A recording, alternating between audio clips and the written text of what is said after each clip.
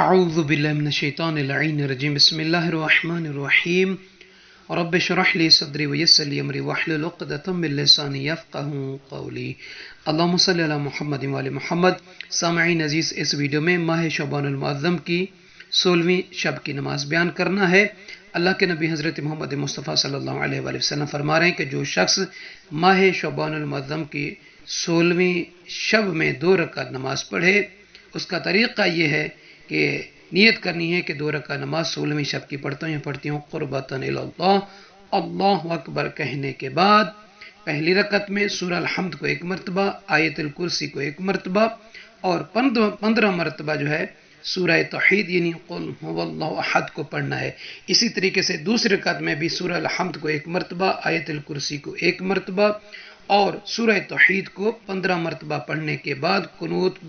میں دعا مانگیں اور رکوع اور سجود اور تشہد السلام کے بعد جب آپ بیٹھیں گے تو اس کی فضیلت کیا ہے؟ اللہ کے نبی ارشاد فرما رہے ہیں کہ اللہ تعالیٰ نے مجھ سے فرمایا کہ جو اس شب میں یہ 2 رکعت نماز پڑھے گا میں اسے وہی عطا کروں گا جو میں نے آپ کو آپ کی نبوت پر عطا کیا ہے، اور اللہ تعالیٰ اس کے لیے جنت میں 1000 محل یعنی قصر بنائے گا۔ روایت میں پڑھ دیتا ہوں، قال صلی اللہ علیہ وآلہ وسلم ومن صلی فی لیلۃ السادسۃ عشر من شعبان رکعتین یقرأ فی کل رکعۃ فاتحۃ الکتاب وآیۃ الکرسی مرۃ و15 مرہ قل هو اللہ احد فإن اللہ تعالی قال لی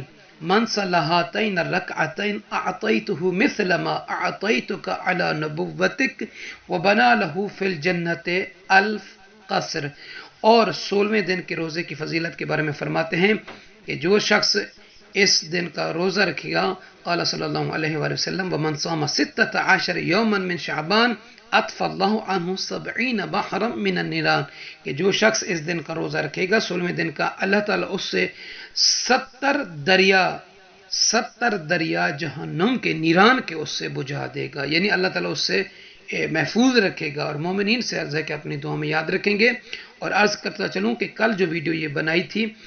ایڈٹ کرنے میں ہمارے ایک دوست نے ایڈٹ کیا تو اس میں خطا ہو گئی ہے، اس نے جو وائس تھی وہ